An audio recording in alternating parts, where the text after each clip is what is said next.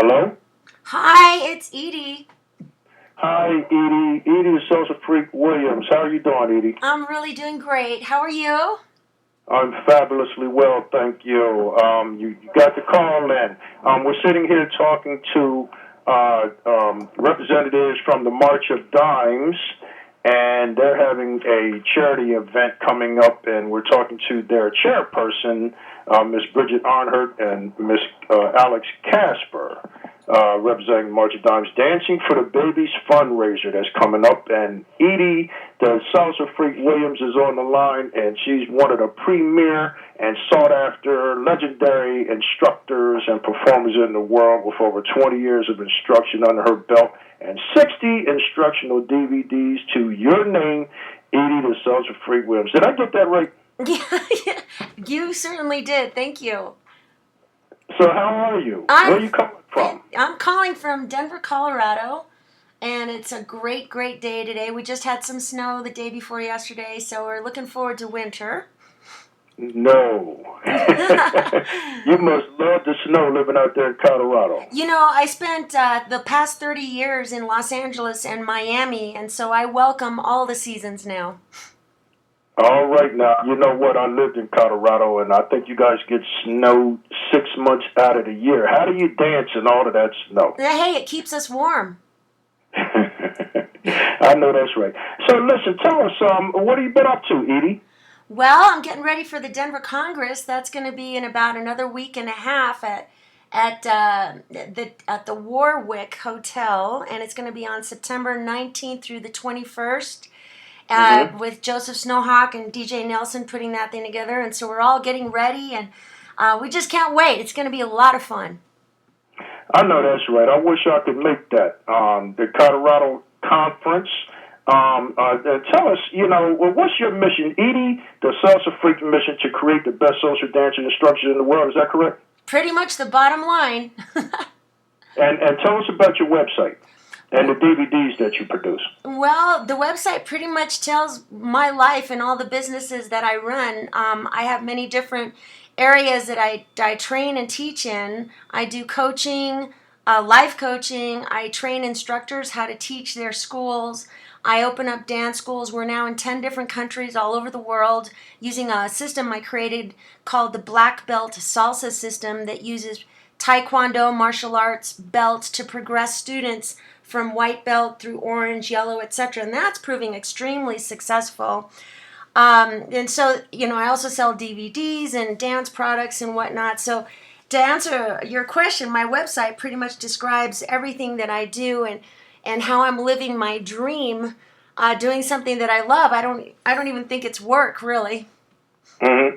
And how long have you been dancing? 20 years now. 20 years now. And how did you discover salsa? Well, to make a long story short, 20 years ago when I lived in LA, I was going to night school, finishing up my degree, and had a very stressful aerospace job, and I hated it. And because of all the stress at that time, I weighed in at about 170 pounds. I had allergies. Now, I'm only 5'1" at the time, right? 170, 5'1". I had allergies, asthma. I hated my life. I had no friends, no social life because I was going to school, going to work, going to school. And I was on the verge of suicide. And then I found out my husband at the time, my ex-husband, was cheating on me. So I took revenge and I tried to cheat back and went out to any local nightclub in LA to find a guy simply out of selfish, insecure revenge. Long story short, I couldn't find a guy to cheat with. But I did discover salsa when my hip-hop techno club turned into a salsa club literally overnight. Then I saw these couples come into this club 2 by 2. They were dancing together with each other. It baffled my mind. And growing up in Colorado, I'd never really heard salsa music, and I never even knew the dance existed. And right then and there, I thought, God, I got to know this. And I realized I could be in the arms of over 20 men per night and not have to cheat on my husband, which was awesome. It was actually a relief. So within about 2 months of dancing, I lost about 20 pounds. I completely got rid of my psychosomatic allergies, asthma, everything disappeared. And over the next few months, I dropped another 30 pounds, totaling about 50 pounds, because I was literally dancing between 5 to 7 hours per night in the nightclubs of LA, 7 nights a week, to say the least. And To say that I was addicted is an extreme understatement. Salsa literally saved my life. Wow. Now you're considered one of the best female salsa dancers in the world, and you say that your first website catapulted you to that recognition pretty rapidly. Tell us about how did that happen? Well, remember when I told you I was working for the aerospace industry when I discovered Yes. salsa? Well, the United States Air Force had hired our company to get me to learn HTML web programming and design. And so I was working on secret programs at the time, and I had to create I guess, a fake website so that they could see how this whole new technology could be done. This was back in 1996 when Mosaic, Microsoft had barely even started, and Firefox was not even, the future. It was really, really archaic at the time, but so my task was to develop a fake website and to demonstrate it to the United States government Air Force. And so I was really into salsa at the time, and I thought, wow, why don't I just create a salsa web? And so Salsa Web came into existence through a partner of mine, and we created salsaweb.com. And I basically through military funding, I was able to kick back and create blogs and create forums and create calendars. And when I started writing in my blogs, they weren't even called blogs back then, I was writing about my experiences with dance partners who smelled like garlic, who had pimply faces, who I couldn't stand. And when we competed, something screwed up and he blamed me and I blamed him. And I just started writing about the turmoils and the traumas of salsa. Well, when you're the only website in the world and you're writing about this salsa existence, people from all over the world started reading my articles and emailing me. Email was just a brand new thing back then. They said, Edie, we have clubs in Toronto. We have clubs in Paris. I didn't even know that they danced salsa in New York. That was how naive I was. I just thought salsa grew up in LA. Anyway, so I started to discover that salsa was literally a worldwide phenomenon. I did not know that, and I was so excited, and I started listing clubs from all over the world on there. People would start sending me information back and forth and back and forth. Pretty soon, I'll never forget, I was in my pajamas updating this website for literally 30 hours with no sleep. And I decided to create world correspondents and give them access to the site so they could start updating. And Salsa Web just exploded. Unfortunately, it's not around anymore due to a hostile takeover that was a lot like the Facebook trauma that went on, except I was stupid enough to give them over 51%. These high-paying, I guess, businessmen from Wall Street during the dot-com era were trying to take over the site, and I gave them a percentage too high, and literally just fell.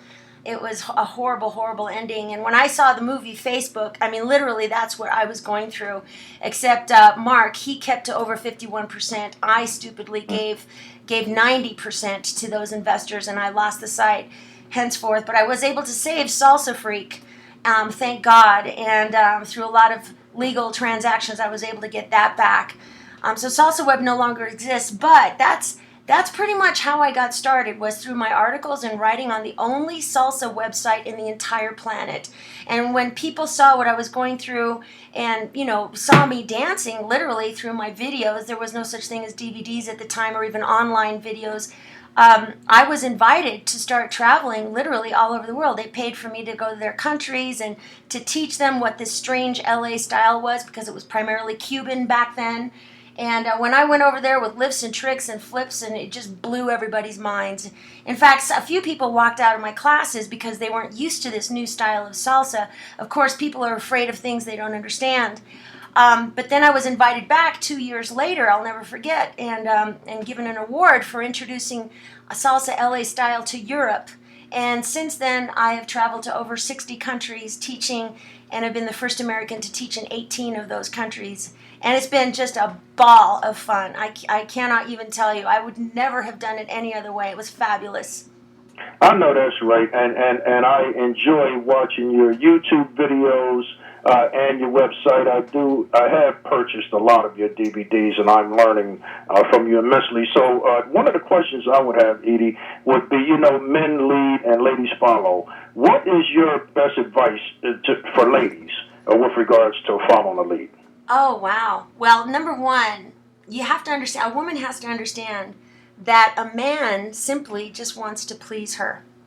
And if she has a beautiful smile on her face, he will do anything to keep that smile on her face. Number one, respect, honor, and trust his lead. There's a lot of guys that say, God, Edie, you can dance with the worst of men and you can make them look amazing. And I think that women fail to understand that it's not the men's job to please them, and it's not the man's job to take away their pain and their suffering and whatnot. They need to do that on their own, obviously. But I think that women need to understand that men just want the women to be happy. And, the guys will try to make her happy by coming up with all these fancy turn patterns and complications and whatnot.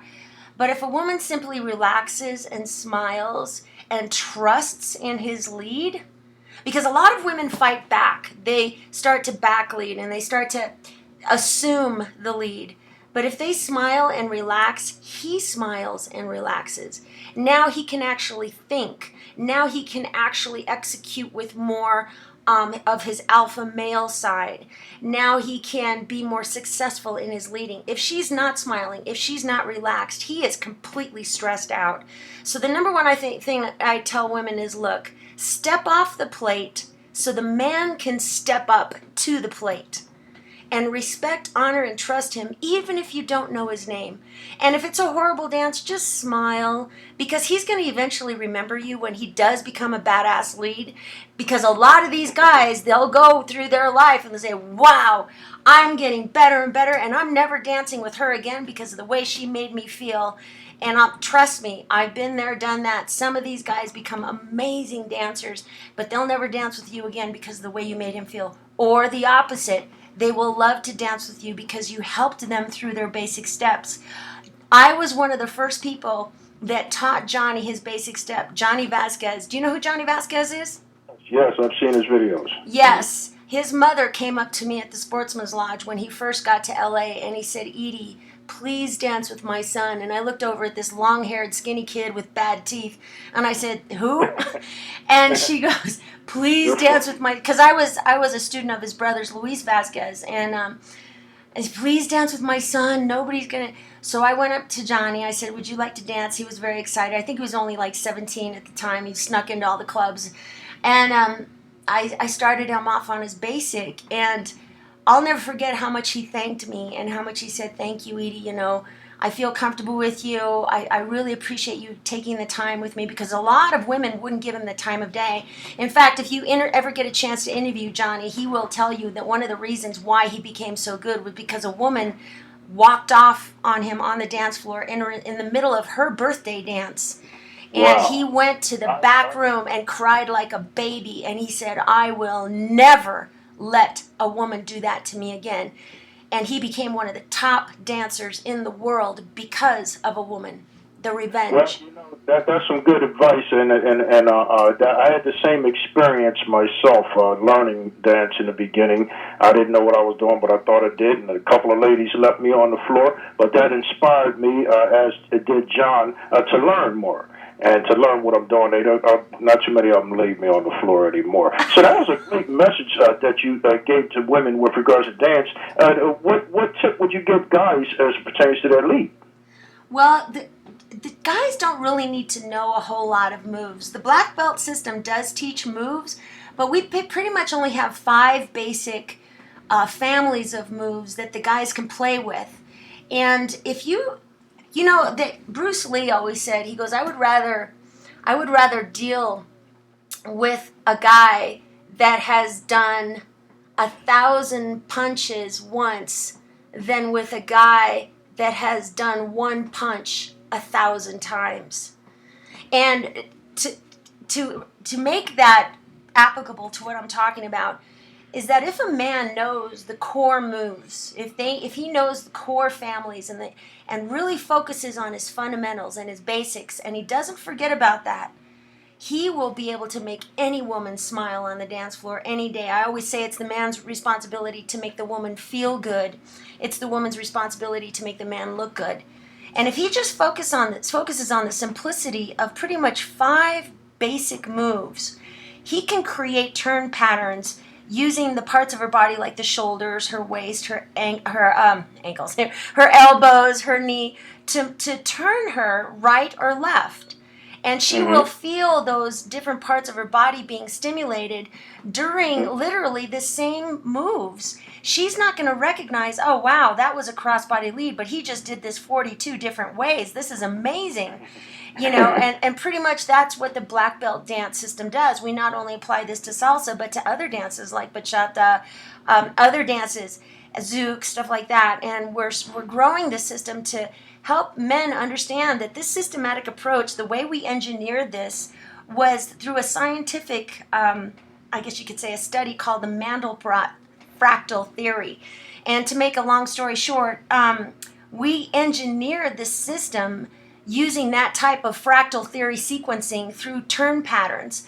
And that turned me on when I was looking at this and online. It's called the Mandelbrot set, Mandlebrot. It's called a fractal theory of sequencing. When I was designing the system, I grabbed onto that and I said, wow, I can make a system that is going to build upon itself within itself, and not only through the system, but through the students, through the instructor level, through the worldwide system. And since then, we franchised the operation, and it's an extremely powerful way of teaching. In other words, I can take a guy and give him 2 months of training in this, and he will have the equivalent of 5 years of training in Los Angeles. All right, now that if you want to learn a lead or dance in general, get some of Edie the Salsa Freak Williams DVDs on her website. And now, Edie, I'm watching your videos. You got them all over the place, and you have some serious attitude when you hit that dance floor. I must say, where do you get it from? Where do I get the attitude from? Yes. I know that I have a very masculine personality, especially when it comes to teaching, because I relate to men quite a bit. In fact, I always tell them, I say, I think I was a guy in a past life. And men try to simplify things, women always try to make things more complicated, which is the bottom line. And so I disguise my masculine as a very feminine. And I know that extremely feminine female have a deep masculine inside of them. And what I do is I pull out my masculine in a very, very feminine way, but the power of the masculine comes through in the feminine. And so all of my emotions and my inner passions come out in salsa, and it's a turn on to me when I can just completely explode and let loose. And I have a feeling, when I got a divorce, my masculine came out, because to tell you the truth, when a woman gets a divorce, she just hates all men, right? And here I was dancing with men, and it was like, ugh, I just need to let this out with this guy. And I think my dancing catapulted to a new level. My styling came out. I just literally, for a while, for about a few years after I got my divorce, I was called the Madonna of salsa all over Europe.